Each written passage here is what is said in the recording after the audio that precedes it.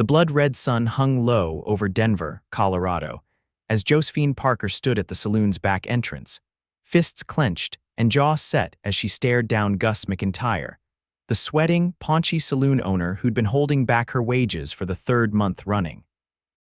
"You'll get your money when I'm good and ready, girl," McIntyre snarled, blocking the doorway with his considerable bulk. "Times are hard, and you're lucky I keep you on at all with your constant complaints." It was 1878, and Denver was booming for some. For others like Josephine, 22 and alone in the world since her parents' passing 2 years prior, it meant scraping by on whatever work she could find. The Golden Nugget Saloon had seemed a godsend 6 months ago, regular work serving drinks, decent pay promised, and no expectation that she'd entertain the customers like some of the other girls. "That's 3 months' wages you're holding, Mr. McIntyre."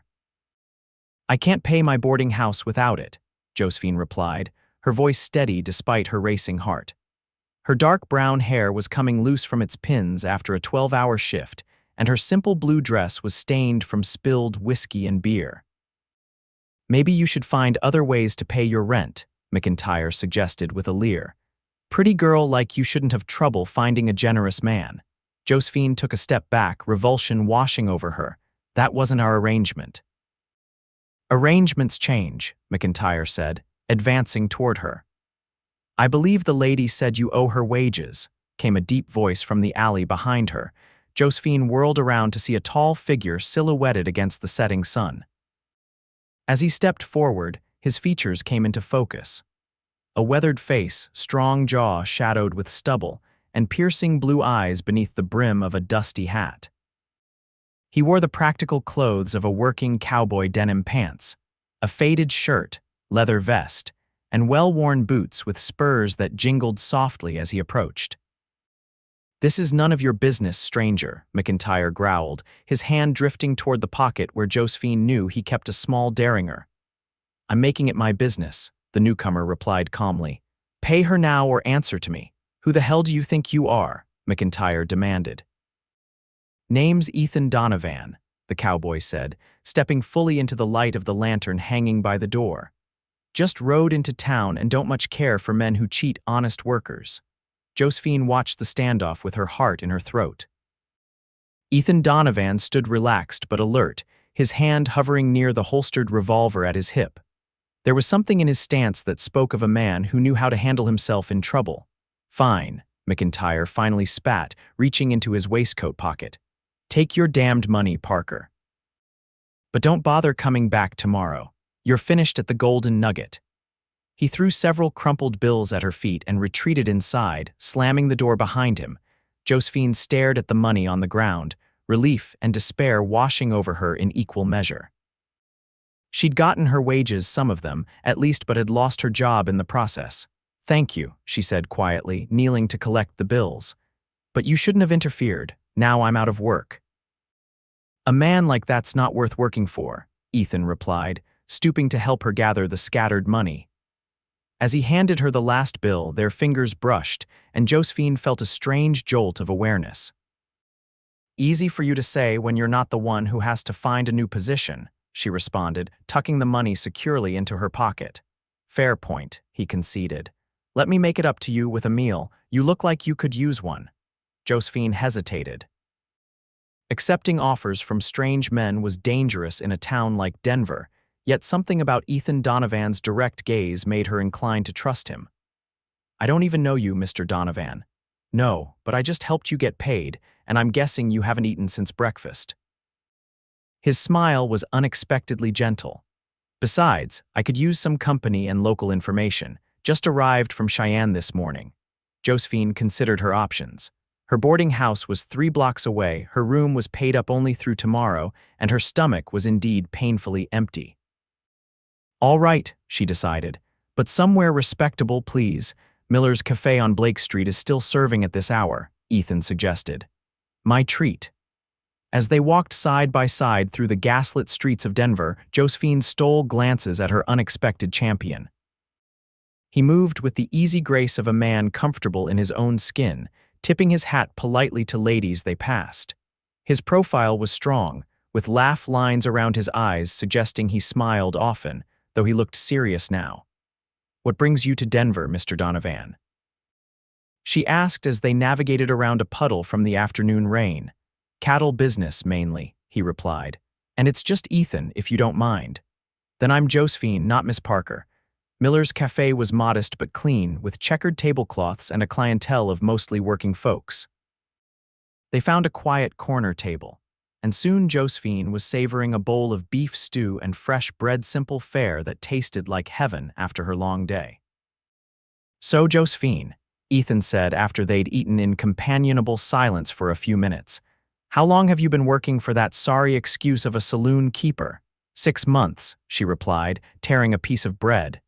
"It wasn't ideal, but it paid or was supposed to. I came to Denver after my parents died. Our farm outside Golden failed after father passed, and mother didn't last long after. I sold what I could and came here hoping for better opportunities." "I'm sorry for your loss," Ethan said, his voice sincere. "It's not easy making your way alone." Something in his tone told her he understood from personal experience. "And you?" she asked. "You mentioned cattle business." "I work for the Rocking D Ranch," he explained. "We're bringing a herd to the stockyards next week. I came ahead to make arrangements." "The Rocking D." "I've heard of it, one of the biggest spreads in Wyoming territory." Ethan smiled, a flash of white teeth against his tanned skin. "My uncle started it 20 years ago. My cousin runs it now, but I've been working there since I was 16. As the evening progressed, Josephine found herself relaxing in Ethan's company. He was easy to talk to, and unlike most men she'd encountered in Denver, he seemed genuinely interested in what she had to say rather than just waiting for his turn to speak. "What will you do now?" he asked as they finished their coffee. "About work, I mean," Josephine sighed, reality intruding on the pleasant interlude. "Start looking tomorrow, I suppose. There are other saloons, though they might not be as particular about what services they expect from their girls." Ethan frowned. "That doesn't sound like something you'd want." "It's not," she admitted. "But options for women are limited. I can sew decently and keep accounts my mother insisted I learn, but finding that kind of position without references is nearly impossible." A thoughtful look crossed Ethan's face. "The cattle drive arriving next week will need cooks and help at the camp. It's hard work, but honest pay. If you're interested, I could put in a word." Josephine blinked in surprise. "You do that for a stranger."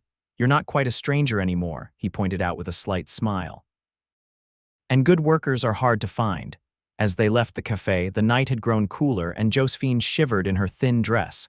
Without comment, Ethan removed his jacket and draped it over her shoulders. "I can see you home," he offered. "It's not far," she said, but didn't refuse the escort. They walked slowly through streets now quiet, except for the occasional rumble of a late wagon or burst of laughter from a saloon. Denver at night was beautiful in its way, with stars visible between the tall buildings and mountains looming dark against the western sky. "What made you stop and help me tonight?" Josephine asked suddenly. Most men would have walked on by. Ethan was silent for a moment before answering. "My sister worked in a place like that once. Her boss tried the same thing. Nobody helped her." His voice hardened. "I was too young then to do anything about it. I'm not anymore." Josephine studied his profile in the moonlight, seeing the lines of an old pain etched there. "What happened to her?" "Your sister. She's married now, living in California," he said, his expression softening. "Found a good man eventually, but she went through hell first." They reached her boarding house, a narrow 3-story building with peeling paint but clean windows. On the porch, Josephine returned Ethan's jacket. "Thank you for dinner," she said, "and for your help with McIntyre." "I meant what I said about the camp cook job," Ethan replied. "If you're interested, I'll be at the stockyards tomorrow afternoon. Ask for me if you come by." Josephine nodded, suddenly reluctant to say goodbye to this man she'd just met. "I might do that."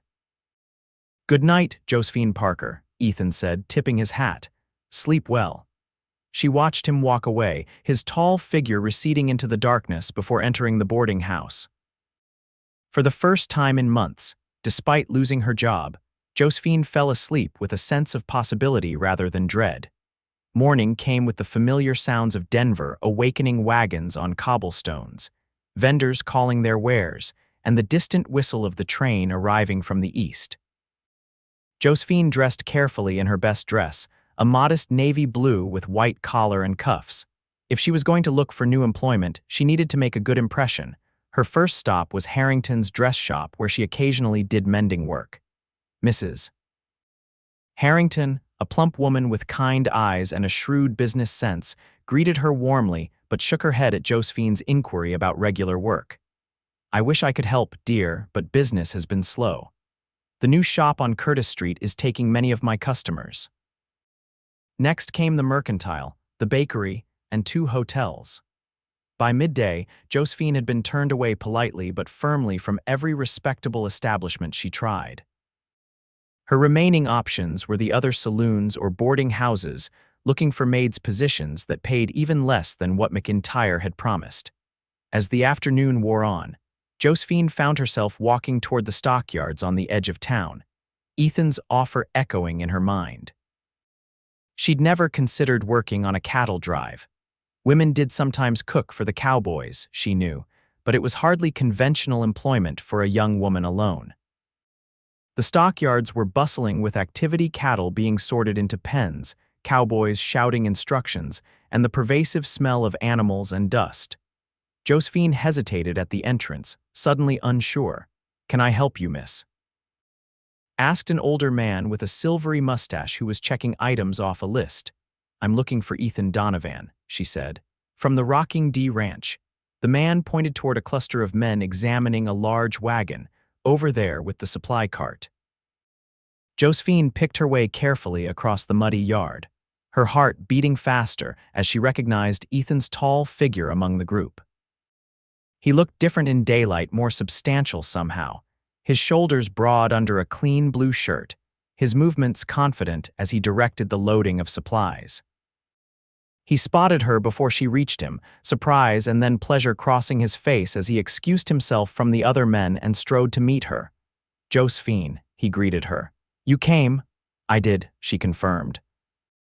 "It seems the respectable businesses of Denver aren't hiring, at least not someone without references."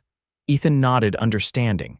"And the cook job, have you given it some thought?" "I have," Josephine said, "though I should warn you, my cooking skills are modest at best." A smile tugged at Ethan's mouth. "Can you make coffee, beans, and biscuits without burning them?" "I can." "Then you're already qualified. Our previous cook, old Pete, decided his joints couldn't take another trail drive. We need someone to start immediately, helping with preparations here before the herd arrives." "What exactly would I be doing?" Josephine asked. "Managing supplies, cooking for the advance team, about 8 men right now, and helping set up the camp kitchen for when the herd arrives," Ethan explained. "Once the cattle get here, you'd be cooking for about 20 men, 3 meals a day. It's hard work, long hours, but the pay is good." "And after the cattle are sold, that's up to you," Ethan said. "The job ends here in Denver, but if you work out well, there might be a permanent position back at the ranch. We're always looking for good help." Josephine considered the offer. It wasn't what she'd ever imagined for herself, but neither was serving whiskey at the Golden Nugget. At least this would be honest work with fair pay if Ethan was to be believed, and something about him made her inclined to trust his word. "When would I start?" she asked. "Today, if you're willing," Ethan replied. "We've got men hungry for their supper in a few hours." Josephine took a deep breath. "All right, Mr. Donovan, you've got yourself a cook." Ethan's smile was worth the decision. "Excellent. Let me introduce you to the foreman, then we'll get you settled." The foreman, Tom Wilkins, was a grizzled man in his 50s with weather-beaten skin and sharp eyes that missed nothing. He looked Josephine up and down skeptically. "No offense, miss, but you don't look like you've cooked for Cowboys before." "I haven't," Josephine admitted honestly, "but I cooked for farm hands growing up, and I'm a quick learner." Tom glanced at Ethan, who gave a slight nod. "Ethan vouches for you, and his judgment's usually sound. You'll get $10 a week, plus room and board while you're with us. We don't tolerate drinking on the job or entertaining the men. Is that clear?" "Perfectly," Josephine replied, relieved rather than offended by the blunt conditions. "Good. Ethan will show you the chuck wagon and where you'll be staying. Supper's at 6 sharp." With that, Josephine found herself employed once more, this time as a camp cook for the Rocking D Ranch.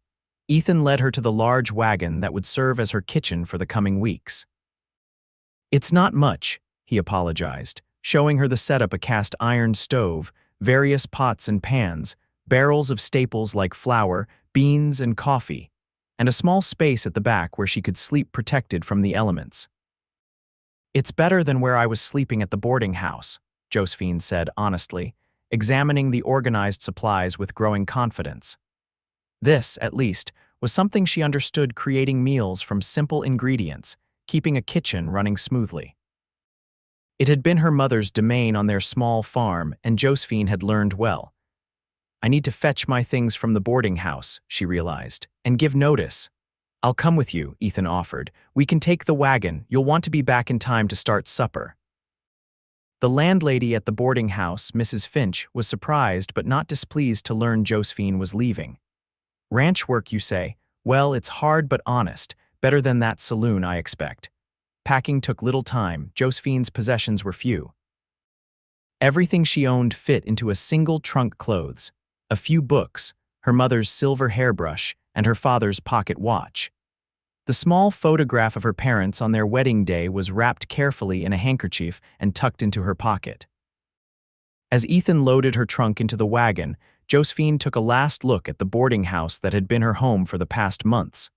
Despite its shabbiness, it represented her first independent life in Denver. "Having second thoughts?" Ethan asked quietly, noticing her hesitation. "No," Josephine said firmly.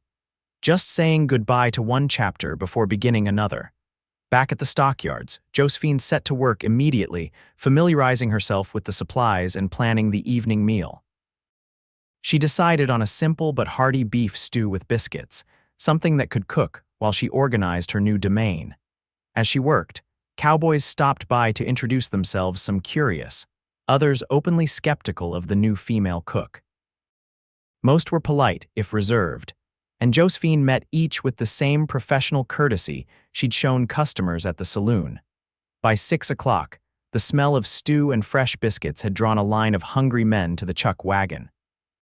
Josephine served each with efficiency, learning names and preferences as she went.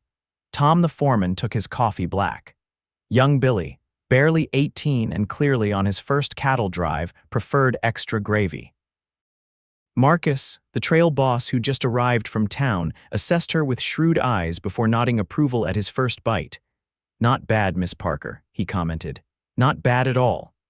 Ethan was the last to come for his meal, hanging back until the others had been served. "You're a natural," he observed, accepting a bowl of stew. "The men are impressed." "They're just hungry," Josephine replied, but felt a flush of pride nonetheless. "Maybe," Ethan conceded with a smile, "but cowboys are particular about their food. If they didn't like it, you'd know." As darkness fell, Josephine cleaned up from supper and prepared for breakfast the next morning. The men gathered around campfires, talking and playing cards. Occasionally, laughter drifted toward the chuck wagon where she worked by lantern light. "May I join you?" Ethan's voice came from behind her as she finished her inventory of supplies. Josephine glanced up, surprised to see him standing there with 2 cups of coffee. Of course. They sat on the wagon's back step, a respectable distance apart, watching the stars emerge above Denver's growing skyline. "Thank you for this chance," Josephine said after a comfortable silence. "I'm not sure what I would have done otherwise." "You'd have figured something out," Ethan replied. "You strike me as a woman who always does." "What makes you say that?" Ethan sipped his coffee before answering. "The way you stood up to McIntyre, the way you walked into the stockyards alone today. Not many women would have the courage." "Necessity breeds courage," Josephine said simply. "When you have no choice but to survive, you find ways to do it." Ethan studied her profile in the flickering lamplight. "That's true enough. Still, there's something about you, Josephine Parker. Something resilient." Their eyes met, and Josephine felt that same jolt of awareness she'd experienced the previous night. There was a directness to Ethan's gaze that was both unsettling and compelling. The moment was broken by Tom calling Ethan's name from one of the campfires. "Donovan, we need another hand for poker, duty calls," Ethan said with a rueful smile. "Will you be all right here?" "I'll be fine," Josephine assured him. This wagon's more secure than my room at the boarding house was. Ethan nodded, handing her a small revolver from his belt. Just in case, do you know how to use it? My father taught me, Josephine confirmed, accepting the weapon with a steady hand. Good, sleep well, Josephine. As she watched him walk away, Josephine wondered at how quickly her life had changed. Yesterday, she'd been a saloon girl with an uncertain future. Today, she was a camp cook with a purpose, if only a temporary one. The next week passed in a blur of activity. Each day brought new challenges as Josephine settled into her role. The advance team worked from sunrise to sunset, preparing for the arriving herd, repairing corrals, negotiating with the stockyard managers, and securing the supplies they would need. Josephine threw herself into her duties with determination. She rose before dawn to start the coffee and prepare breakfast, spent her days baking bread, planning meals, and keeping the chuck wagon organized, then served hearty suppers to ravenous men before collapsing into her small bed at the back of the wagon.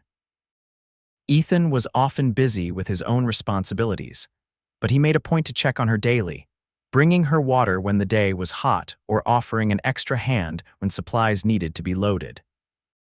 Their conversations were brief but increasingly comfortable, and Josephine found herself looking forward to these small interactions. She learned more about him in snippets shared over coffee or during quiet moments at the end of the day. His parents had died when he was 14, leaving him and his sister in the care of their uncle at the Rocking D. He'd fought briefly in the last year of the Civil War, though he spoke little of that time. He could read and write well, unusual for a cowboy, and carried a small volume of Shakespeare's sonnets in his saddlebag. My mother was a schoolteacher before she married, he explained when Josephine expressed surprise at finding him reading one evening.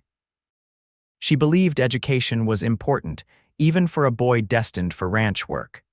She was right, Josephine replied, thinking of her own mother's insistence that she learn more than just household skills. Knowledge is one thing no one can take from you. On the 5th day, disaster nearly struck when a clumsy young ranch hand knocked over a lantern near the hay storage.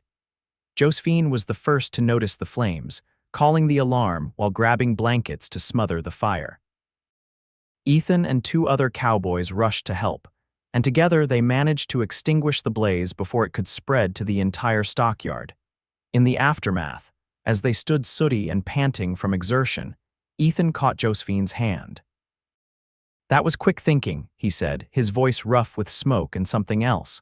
"You saved us from a catastrophe." "Anyone would have done the same," she demurred, acutely aware of his calloused fingers still wrapped around hers. "Not anyone," he countered, his blue eyes intent on her face. "You're something special, Josephine Parker." Before she could respond, Tom was calling for Ethan, and the moment passed. But something had shifted between them, a recognition of connection that went beyond employer and employee or even casual friendship. That evening, as Josephine prepared supper, she found herself humming softly, a contentment settling over her that she hadn't felt in years. The work was hard, yes, but there was satisfaction in it, in feeding hungry men who appreciated her efforts, in being part of something productive, in earning her way honestly. And if she felt a flutter in her stomach when Ethan smiled at her across the fire, well, that was her business and no one else's. The word came the next day the cattle drive was approaching Denver and would arrive by nightfall. The camp burst into new activity as final preparations were made. Josephine doubled her usual bread recipe and started a huge pot of beans, knowing the arriving cowboys would be hungry after their long journey. "Nervous?" Ethan asked, stopping by the chuck wagon as Josephine worked. "A little," she admitted. "Cooking for 8 men is one thing. 20 is quite another." "You'll do fine," he assured her. "Just be prepared for some ribbing. Cowboys like to test newcomers, especially women in what they consider a man's world." "I survived working in a saloon," Josephine reminded him wryly. "I can handle a few cowboy jokes." Ethan laughed, the sound warming her more than it should have. "I don't doubt it for a minute." As the sun began to set, the distant sound of lowing cattle and shouting men announced the herd's approach. Josephine climbed onto the wagon seat to watch, as nearly 2,000 head of cattle were driven into the holding pens. a cloud of dust rising around them like a storm. The cowboys were exactly as she'd imagined, dusty, exhausted men on equally exhausted horses, their faces weathered by weeks on the trail. They dismounted with the stiff movements of those who'd been in the saddle too long, leading their horses to water before seeing to their own needs. Ethan rode out to meet them, conferring briefly with a tall man Josephine assumed must be the trail boss before returning to the chuck wagon. "They're famished," he reported. "Is supper ready?" "Just finishing," Josephine confirmed, turning back to her stove with renewed purpose. The meal that night was chaotic as the combined forces of the advance team and the trail crew descended on the chuck wagon. Josephine served plate after plate of beans, beef, and bread, trying to keep track of the new faces and names being tossed her way. Some of the newcomers eyed her with surprise, others with frank appreciation, and a few with undisguised skepticism. But all were too hungry to do more than nod their thanks as she filled their plates. "So you're the new cook," drawled one cowboy, older than most with a scar running down one side of his face. "Bit prettier than old Pete." "I should hope so," Josephine replied evenly, "though I doubt I can match his biscuits yet." The man laughed, genuine amusement crinkling the corners of his eyes. "No one could match Pete's biscuits, miss. They made fine wagon wheel replacements when we ran short." The joke broke the ice, and soon Josephine was fielding good-natured comments from most of the crew. Only one man, a sour-faced cowboy called Reeves, made her uncomfortable with his lingering gaze and pointed remarks about women's proper place. "Don't mind Reeves," advised a friendly cowboy named Cooper as he came back for seconds. "He's sour on all women since his wife ran off with a piano player in San Antonio." The next morning dawned clear and cool as Josephine rose to prepare breakfast for the expanded crew. She'd barely lit the stove when a shadow fell across the wagon opening. "Need any help?" asked Ethan, already dressed and alert despite the early hour. "You could fetch more water," Josephine suggested, grateful for the assistance. "And perhaps warn me which of these men take their coffee strong enough to dissolve a spoon." Ethan grinned. "That would be most of them, I'm afraid." They worked together in companionable silence, Ethan fetching water and wood while Josephine mixed biscuit dough and sliced bacon. By the time the sun had fully risen, breakfast was ready, and hungry cowboys were lining up with their tin plates and cups. "You two make a good team," observed Cooper with a knowing smile that made Josephine blush as she served him bacon. "Mr. Donovan is simply being helpful," she said primly. "Sure he is," Cooper replied, his eyes twinkling. "And I'm the Queen of England." The day passed quickly as the business of the cattle sale began. The herd was counted and assessed, buyers came to inspect the stock, and negotiations commenced. Josephine stayed busy with her cooking duties, but couldn't help overhearing snippets of conversation that suggested the sales were going well.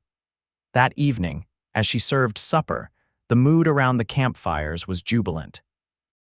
The first day's sales had exceeded expectations, and the men were celebrating with impromptu music, one cowboy producing a harmonica, another a battered fiddle.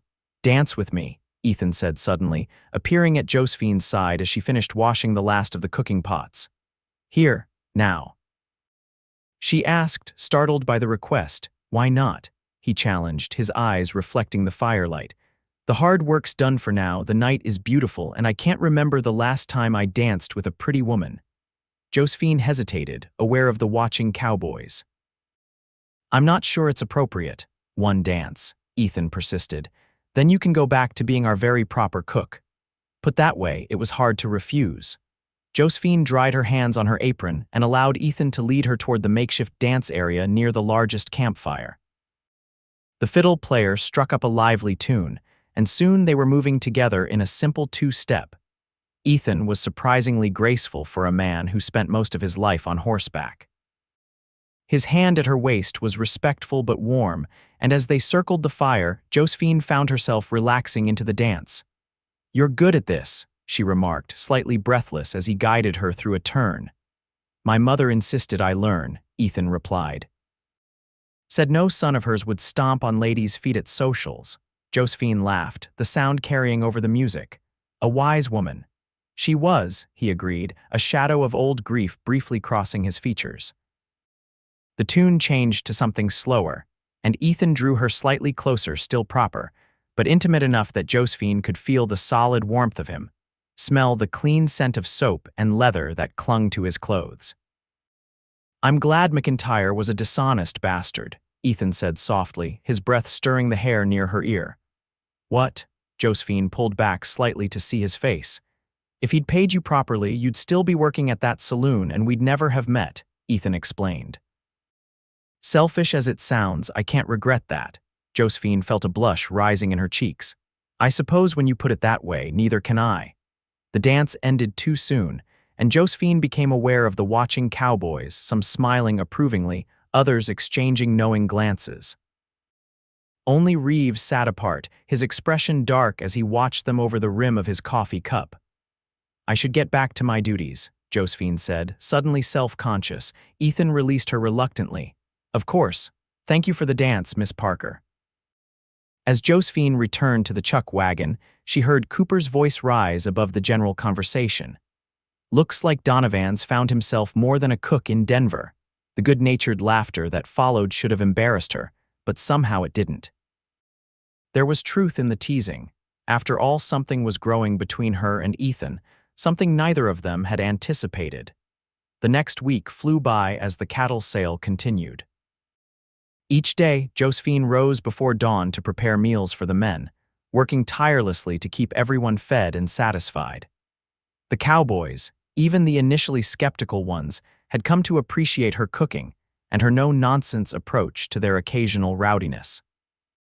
Ethan was frequently absent during the days, handling business at the stockyards, but he made a point to seek her out each evening, sometimes helping with cleanup, other times simply sitting with her after the others had turned in, talking quietly under the stars. Josephine learned more about the Rocking D Ranch during these conversations, how Ethan's uncle had built it from nothing, how it now spanned thousands of acres in Wyoming territory, how Ethan hoped someday to have a spread of his own. "Why don't you?" she asked one night. "Start your own ranch, I mean. Working on it," Ethan replied. "I've been saving for years. Got my eye on some land north of the main Rocking D property, good water access, decent grazing. Another year or two, and I might have enough for a down payment."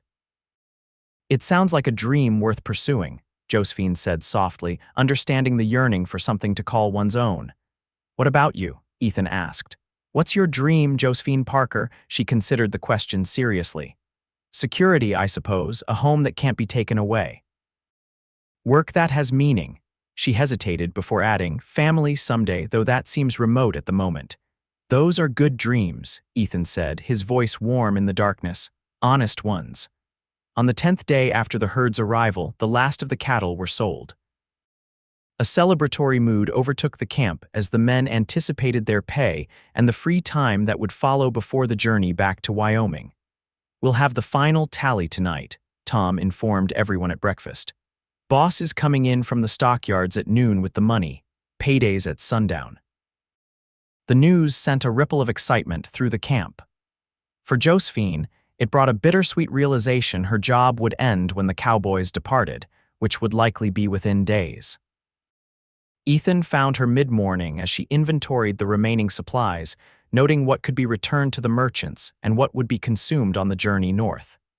"You've done an excellent job," he said, leaning against the wagon.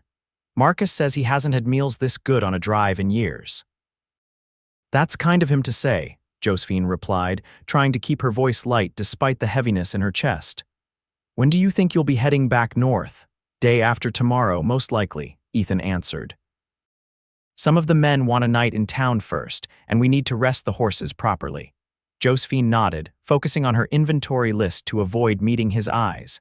"I'll make sure everything's in order before you leave, Josephine." Ethan's hand covered hers, stilling her restless pencil. "Look at me." She raised her eyes reluctantly to find him watching her with an intensity that made her breath catch. "Come with us," he said simply. "What? Come back to the Rocking D," Ethan elaborated. "The ranch house always needs good help, and you've more than proven yourself these past weeks." "But," Josephine struggled to articulate her confusion, "the job was just until the cattle were sold." That was before we knew you, Ethan pointed out. Before I knew you. The implication in his words hung between them, unspoken but clear. This wasn't just about a job offer. Ethan, Josephine began cautiously.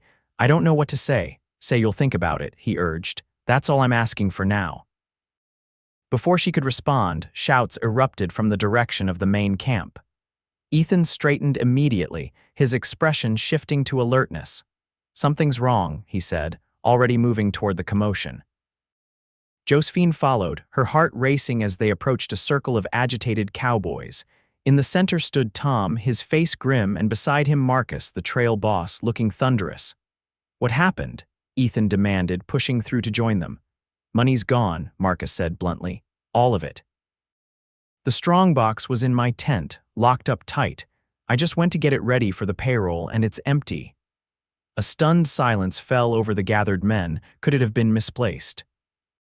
Josephine suggested, the practical question slipping out before she considered that it wasn't her place to speak. Marcus shook his head. I checked everywhere. Someone broke the lock and took every last dollar. How much? Ethan asked quietly. Nearly 10,000, Marcus replied. The entire proceeds from the cattle sale, minus what we already paid to the stockyard. The enormity of the theft sank in. $10,000 was a fortune more money than most of these men would see in years of honest work. We need to alert the law, Ethan said decisively. And search the camp. It has to be someone who knew where the money was kept. As the cowboys dispersed to begin searching, Josephine returned to the chuck wagon, her mind racing. Who would steal from their own outfit? The risk was enormous. Cattle rustling and horse thieving were hanging of fences in the territories. And stealing the entire payroll wouldn't be treated much differently if the thief was caught. She was stirring a pot of stew, trying to maintain some normalcy amid the crisis, when a shadow darkened the wagon opening. Turning, she expected to see Ethan, but instead found Reeves standing there, his lean face unreadable. Mr. Reeves, she acknowledged cautiously.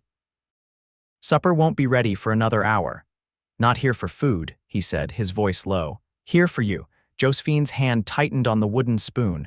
I don't understand. Reeves stepped into the wagon, closing the distance between them in the confined space. Simple, really. You're coming with me, quiet-like.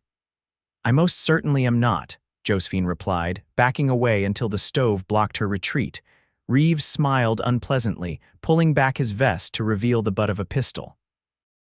You are if you don't want me telling everyone I saw you taking that money this morning. Josephine's eyes widened. That's a lie. I had nothing to do with it. Doesn't matter, Reeves said with a shrug. Who do you think they'll believe? A cowboy who's been with the outfit for 5 years, or a woman they just met who had access to the whole camp while everyone was busy with the cattle. Cold fear gripped Josephine as she realized the effectiveness of his threat. She might be innocent, but Reeves was right. As a newcomer and a woman's suspicion would fall heavily on her. Why are you doing this? She demanded. Because I need insurance to get away clean, Reeves replied. And you're it. Now move before someone comes looking. You took the money, Josephine realized aloud. Smart girl. Now be a smart girl who wants to stay alive and do as I say. Josephine's mind raced, searching for options. She could scream, but the camp was scattered as men searched for the missing money. She could try to fight, but Reeves was larger and armed. She could stall. I need my coat, she said, edging toward where her few possessions were stored, and I'm not leaving without my parents' things. Reeves made an impatient sound but nodded. Be quick about it. As Josephine gathered her coat and the small box containing her mother's hairbrush and father's watch, her hand brushed against something metal. Ethan's revolver, which he'd given her that first night and which she'd kept tucked away since. With her back to Reeves, she slipped the gun into her coat pocket before turning around. I'm ready. Smart choice, Reeves said, gesturing toward the back of the wagon. We'll go this way, around behind the corrals. I've got horses waiting. Josephine's heart pounded as she followed his directions, her hand in her pocket gripping the revolver, if she could just find the right moment. They had nearly reached the edge of camp when a shout went up behind them. Josephine, Reeves, stop right there. Ethan's voice rang out across the evening air. Reeves cursed, reaching for his gun as he spun around, using Josephine as a shield. "Back off, Donovan," he called. "I've got no quarrel with you if you let us pass." Josephine could see Ethan standing 30 yards away, his own gun drawn but held carefully at his side. Behind him, several cowboys were approaching cautiously. "Let her go, Reeves," Ethan said, his voice steady. "This isn't going to end well for you." "It's ending just fine," Reeves countered. "I'm leaving with the girl and the money, and none of you are going to stop me if you want her back in one piece." As he spoke, Reeves's grip on Josephine's arm loosened slightly. It was the opportunity she'd been waiting for. In one fluid motion, she pulled the revolver from her pocket and drove her elbow hard into Reeves's stomach.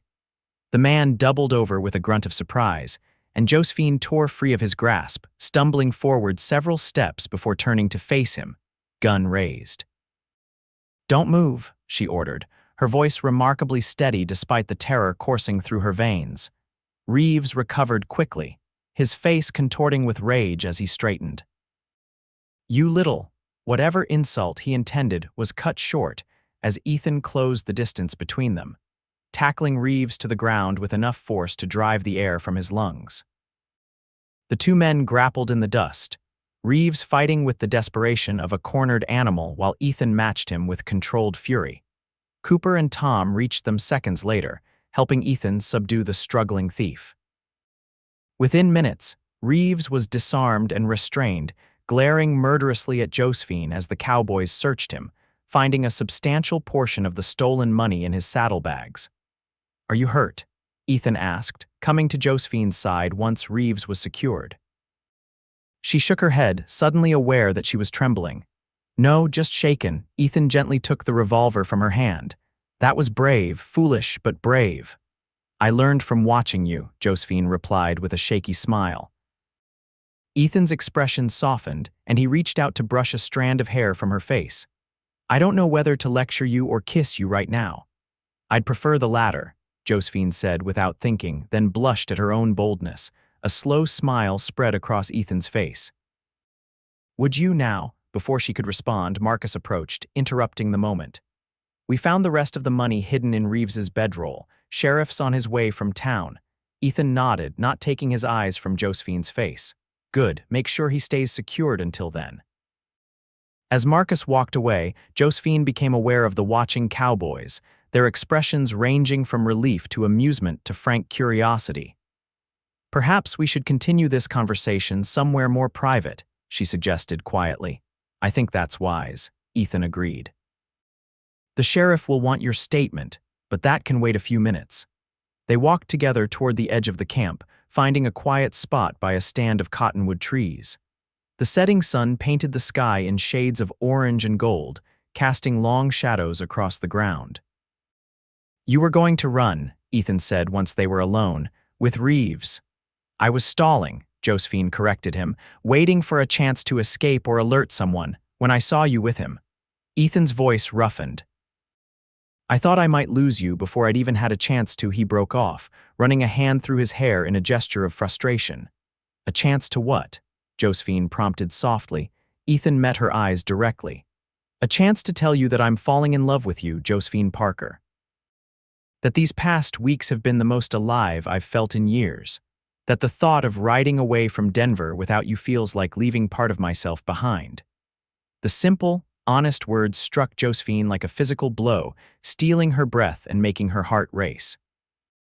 No man had ever spoken to her like this with such straightforward emotion, such unvarnished truth.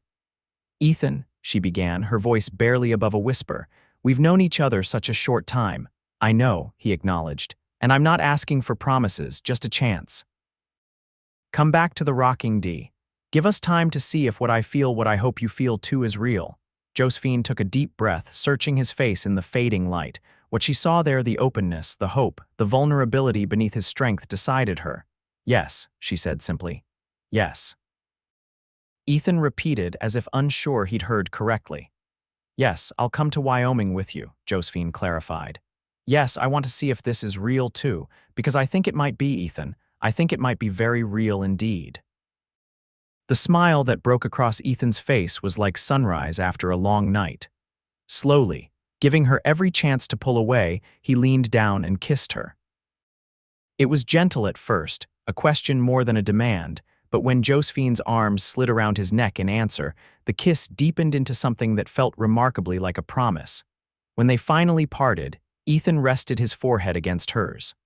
"I should have done that the first night I met you." Josephine laughed softly. "In the alley behind the Golden Nugget, how romantic." "It would have been," Ethan insisted with a grin. "Any kiss with you would be."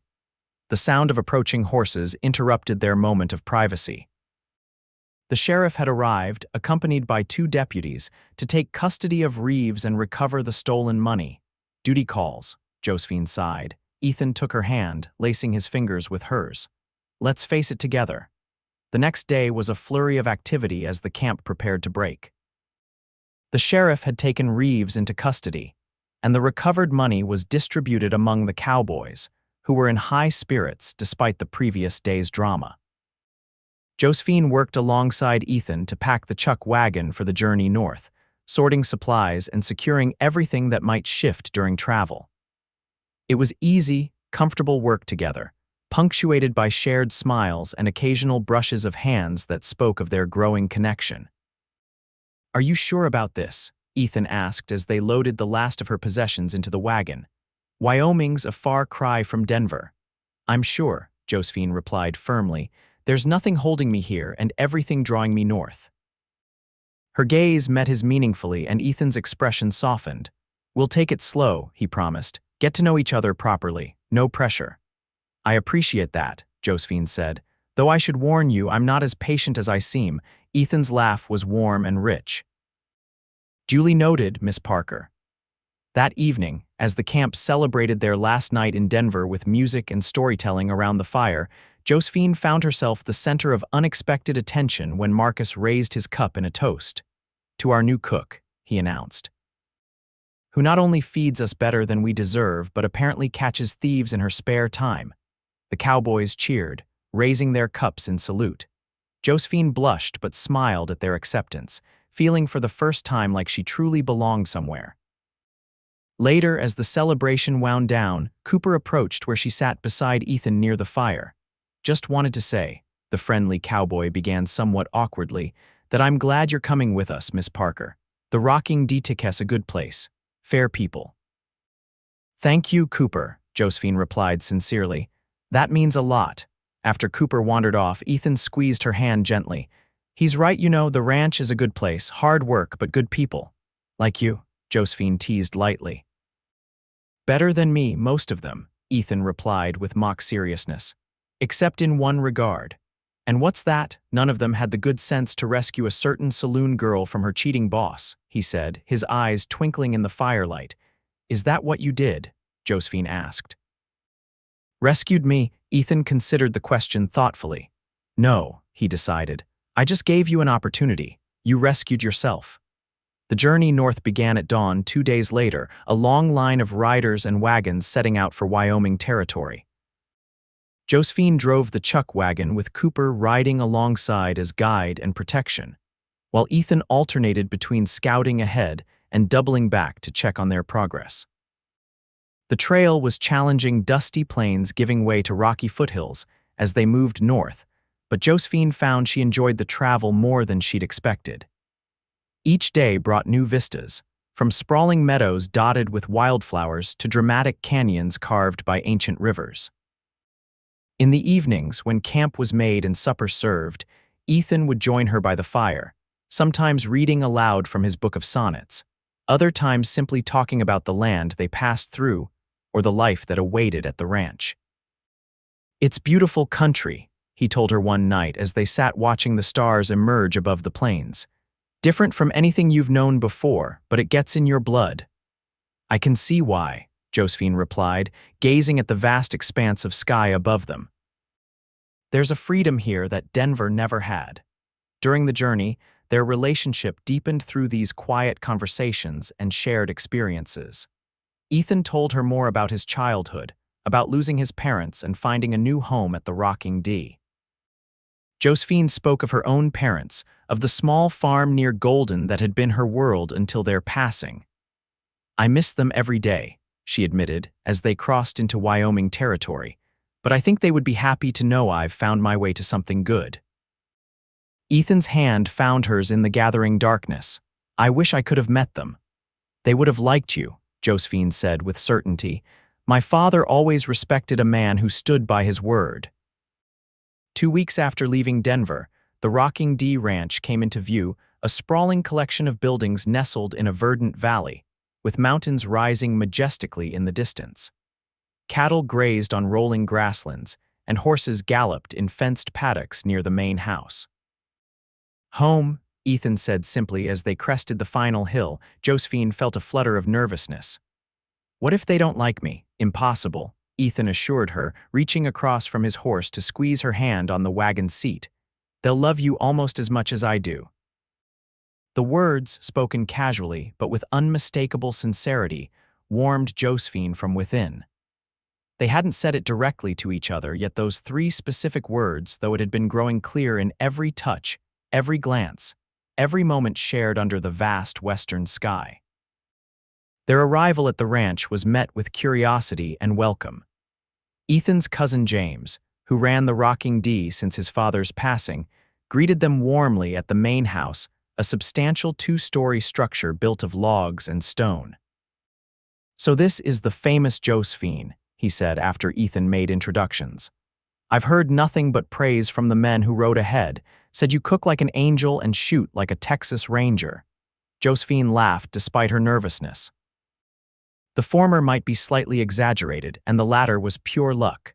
Don't believe a word of her modesty, Ethan advised his cousin with a grin. She's remarkable in every way. James raised an eyebrow, glancing between them with shrewd understanding. I see. Well, Miss Parker, we're pleased to have you at the Rocking D. Martha will show you to your quarters and help you get settled. Martha turned out to be the housekeeper, a no-nonsense woman in her 50s with kind eyes and capable hands. She led Josephine to a small but comfortable room in the staff wing of the house, explaining the routine of the ranch as they went. Breakfast at 5 for the hands, 6 for the family, Martha informed her. Lunch at noon, supper at 7. You'll be helping me in the kitchen mostly, though James mentioned you might take over the baking entirely, which would be a blessing as these old hands aren't what they used to be for kneading. Josephine nodded, trying to absorb all the information. I'm happy to help however I'm needed. Martha paused, studying Josephine's face. Ethan's sweet on you, she stated bluntly. I haven't seen that boy look at anyone that way since before the war. Josephine blushed but met the older woman's gaze directly. The feeling is mutual. A slow smile spread across Martha's weathered face. Good, he deserves some happiness after all he's been through. Just don't break his heart or you'll answer to me. I have no intention of doing that, Josephine assured her sincerely. See that you don't. Martha nodded, then softened. Now get yourself settled and come down when you're ready. There's fresh water in the pitcher, and I laid out towels for you. Left alone, Josephine sank onto the narrow bed, overwhelmed by the whirlwind of change that had brought her to this place. Just weeks ago, she'd been fighting for her rightful wages outside a Denver saloon. Now she was here, hundreds of miles north, beginning a new life among strangers except for Ethan, who was rapidly becoming the most important person in her world. The thought brought both exhilaration and fear. What if it didn't work out? What if the connection they'd felt on the trail faded in the routine of daily life? A soft knock at her door interrupted these worrying thoughts. Opening it, she found Ethan standing there, his hat in his hands, looking uncharacteristically nervous. May I come in? He asked. Josephine hesitated, aware of propriety. I'm not sure that's appropriate. Just for a moment, Ethan assured her. Door open and everything proper, I promise. She stepped aside, allowing him to enter while leaving the door ajar. Ethan glanced around the small room before turning his attention back to her. Is it comfortable enough? I can speak to James about finding you better quarters if it's perfect, Josephine interrupted. Everyone has been very kind. Ethan nodded, seeming relieved. Good, that's good. He paused, then continued more softly. I wanted to make sure you're not having second thoughts about coming here. The vulnerability in his expression touched something deep within Josephine. This confident man who had faced down a thief and led men across hundreds of miles was afraid she might regret her decision. No second thoughts, she assured him, stepping closer. Only, adjusting to so much change so quickly. I understand, Ethan said. We can take things as slow as you need, Josephine. I meant what I said about not rushing you. Impulsively, Josephine reached out to touch his cheek. What if I don't want to go slow? Ethan's eyes darkened at her touch. Josephine. I know what I feel, Ethan, she said quietly but firmly. I've never been surer of anything in my life.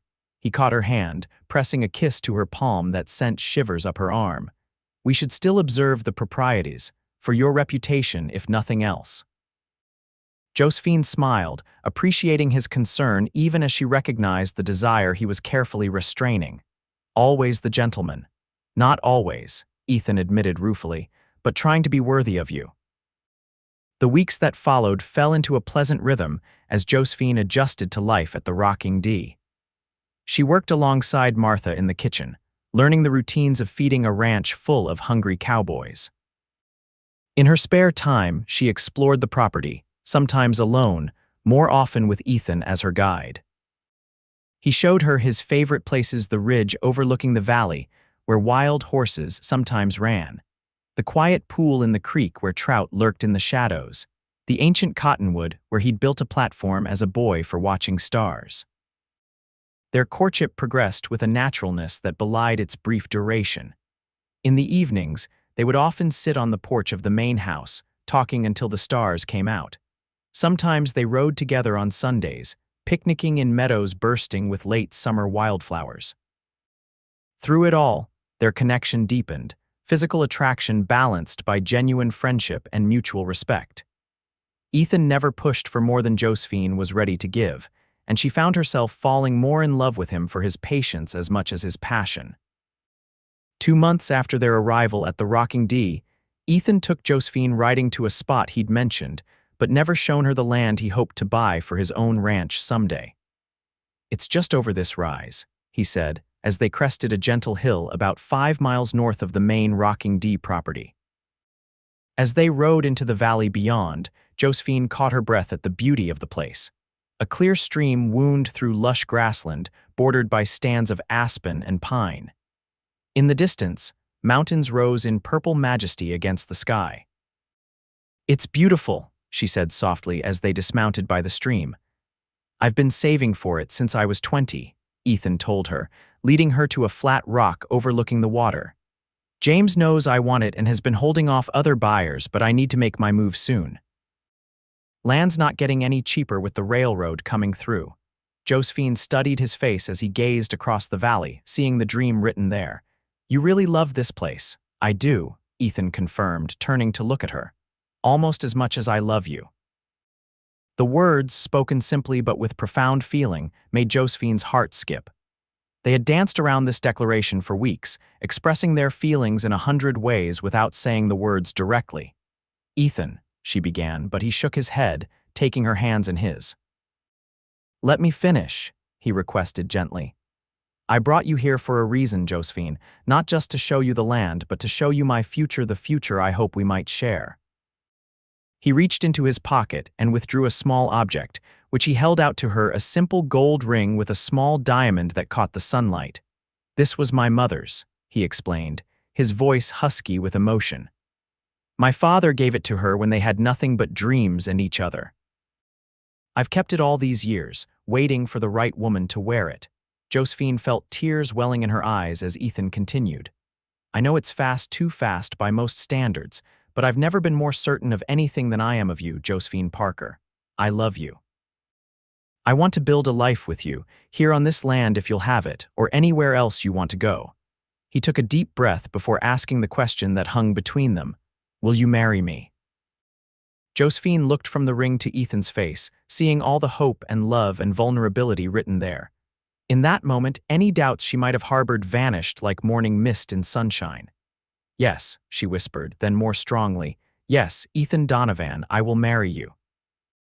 His smile was brighter than the diamond as he slipped the ring onto her finger. It fit perfectly, as if it had always been meant for her hand. Ethan pulled her gently into his arms, kissing her with a tenderness that spoke volumes about the life they would build together.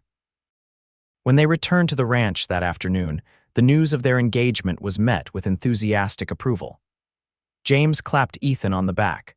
Martha hugged Josephine fiercely, and Cooper organized an impromptu celebration that lasted well into the evening. "I knew at the moment I saw you two dancing in Denver," the friendly cowboy confided to Josephine as fiddle music filled the ranch yard. "Some things are just meant to be." Looking across the firelight to where Ethan stood talking with his cousin, Josephine felt a surge of gratitude for the strange twist of fate that had brought them together: a dishonest saloon keeper, a chance encounter, a moment of courage from both of them. "Sometimes," she agreed with Cooper, "the worst moments lead to the best ones." They were married a month later in the small church in the nearest town, with the entire ranch turning out for the celebration. Josephine wore a dress that Martha and the ranch women had helped her make, simple but elegant in ivory satin with lace at the collar and cuffs. Ethan, looking both nervous and elated, waited for her at the altar in a new black suit, his hair freshly cut and his face clean-shaven for the occasion. The ceremony was brief but heartfelt, their vows exchanged with clear voices and steadfast gazes. When the minister pronounced them husband and wife, Ethan's kiss was both reverent and promising, a perfect balance of respect and passion that made Josephine's heart soar. The celebration afterward lasted well into the night, with food and dancing, and more than a few emotional toasts from the Cowboys, who had witnessed the beginning of their romance in Denver. "To the prettiest cook and the luckiest cowboy in Wyoming territory," Cooper declared, raising his glass high. "May your life together be as sweet as Josephine's pie and as strong as Ethan's right hook." Laughter and cheers followed, and Ethan pulled Josephine close for another kiss, heedless of the good-natured teasing from the assembled guests. "Happy, Mrs. Donovan," he murmured against her ear as they swayed together in a slow dance. "Completely," she assured him, her arms around his neck as they moved to the fiddle's gentle melody. "Though I'm still getting used to the name. You have a lifetime to practice," Ethan reminded her with a smile that promised all the joy that lifetime could hold. Later, when the celebration had wound down and they were finally alone in the small cabin James had given them as a wedding present, Ethan carried Josephine across the threshold with ceremonial care. "Welcome home," he said, setting her gently on her feet in the simple but comfortable space that would be theirs until their own ranch was established. "Home," Josephine repeated, the word filled with meaning as she looked up at the man who had changed her life so completely in such a short time. "I like the sound of that." Their first night as husband and wife was everything Josephine had hoped for: tender and passionate, with Ethan's patience matching his desire as they learned each other in this new way. Afterward, lying in his arms as moonlight filtered through the cabin window, Josephine felt a sense of peace and belonging she hadn't known since losing her parents. "I love you," she whispered against his chest. Ethan's arms tightened around her. "I love you too, always will." The months that followed were filled with hard work and sweet moments as they built their life together. Ethan continued his duties at the Rocking D while negotiating for the land he hoped to purchase. Josephine split her time between helping in the ranch house and making their cabin a home, planting a small garden and adding touches that reflected their shared taste. Winter came early that year, blanketing the valley in snow and keeping the ranch in close quarters. The newlyweds found they didn't mind the enforced isolation, content in each other's company during the long, cold evenings. It was during one such evening, with snow falling steadily outside their window and a fire crackling in the hearth, that Josephine shared news that would change their lives once more. "Ethan," she said as they sat together on their small sofa, his arm around her shoulders as he read aloud from a new book James had brought back from Cheyenne. "I have something to tell you." He set the book aside, giving her his full attention. "What is it?" Josephine took his hand and placed it gently on her stomach, watching his face as understanding dawned. "Are you sure?" he asked, his voice filled with wonder. "Martha confirmed it yesterday," Josephine nodded. "The baby should come in early summer." The joy that transformed Ethan's features was something Josephine knew she would remember all her days. He gathered her carefully into his arms as if she had suddenly become fragile, precious glass. A baby, he murmured against her hair. Our baby. Are you pleased? Josephine asked, though his reaction had already answered the question. Please doesn't begin to cover it, Ethan replied, pulling back to look into her eyes. I'm overwhelmed, in the best possible way. His hand returned to rest on her still flat stomach, a gesture of protection and love that brought tears to Josephine's eyes. I never thought I could be this happy, he confessed quietly. Never imagined I'd have all this you, a child on the way, the land almost within reach. Sometimes I'm afraid I'll wake up and find it was all a dream. Not a dream, Josephine assured him, covering his hand with hers. Just the life we're building together, one day at a time. Spring brought renewal to the land and significant changes for the Donovans.